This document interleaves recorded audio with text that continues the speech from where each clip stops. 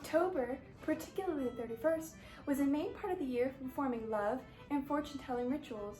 For a lot of young women, this was a time to glimpse into the future and possibly see who their future husband will be. Women have used ceremonies for centuries in the pursuit of finding who their lovers will be. There are many ways women could do this, using magic, some being peeling an apple and throwing it down in the hopes that maybe seeing the first letter of your future husband's name. Another being throwing an egg white into a bowl and looking for their lovers' faces, this one being particularly popular because of its famous involvement in Salem, Massachusetts. Similarly, it is said that holding a candle and mirror while walking backwards down the cellar stairs will lead to your husband's face appearing behind you in a mirror, which isn't terrifying at all. But there is one ceremony in particular I would like to talk about today, and that is the one called dumb suppers. Dumb, meaning quiet, were suppers to be preferably held on Halloween night. The attendees were to be absolutely silent during the entire meal, and everything was to be done backwards. Usual places for utensils, cups, plates was to be inverted. The chairs were to be set backwards, and empty chairs were to be placed next to each participant, for the hopes the spirit of their lover would sit beside them. Dessert would be served first, and then the meal. The only light should be those of candles. Doors and windows are to be left unlocked to invite spirits in. Also, what is known as a dumb cake was made from flour and water was usually involved.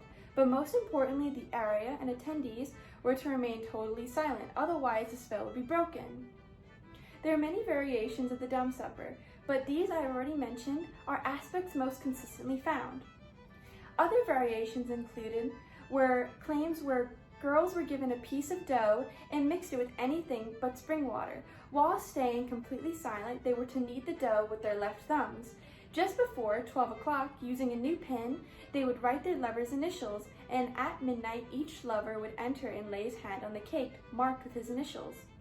Another variation is that the husband's face will appear on the plate of each woman eating their cake.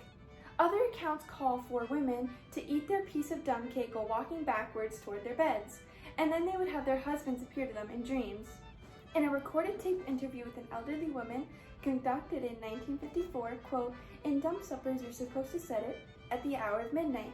Two girls has to go backwards and put everything till they get 9 things on the table, like pepper, salt, butter, tarts, just anything to make 9 things.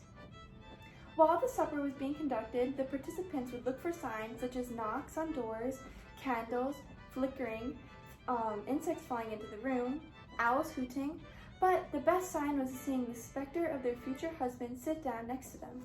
In an account of dumb suppers gone wrong is a story of a woman while attending a dumb supper saw a man sit down next to her. As he got up to leave, he dropped a knife, and the shadow of a coffin followed him as he left. She picked up the knife, and later in life, when she got married, she showed her newlywed the knife, and upon seeing it, he became furious and killed her with it. In a similar story is a version in which the husband pocketed the knife the women had used to cut their cake with, and later, when one of the women was married, she was stabbed by her husband with the knife that had vanished at the dumb supper. Stories of these dumb suppers going wrong was most likely designed by disapproving mothers to try and steer young women away from participating. Some mothers even sending boys to burst in and make noise to break the spell. At the end of all the rituals, though, if a girl did not see some sort of sign, it was feared that she may end up a spinster or may not live long enough to marry. Dumb suppers come from Celtic origins. These suppers were popular in the British Isles and the United States.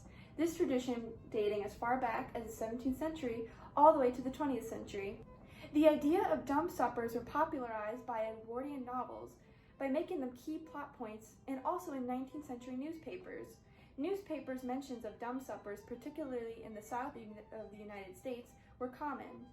In England and Scotland, women conducting dumb suppers tended to focus more on the baking of a dumb cake, whereas Americans keyed in on the inverted meal and environment settings.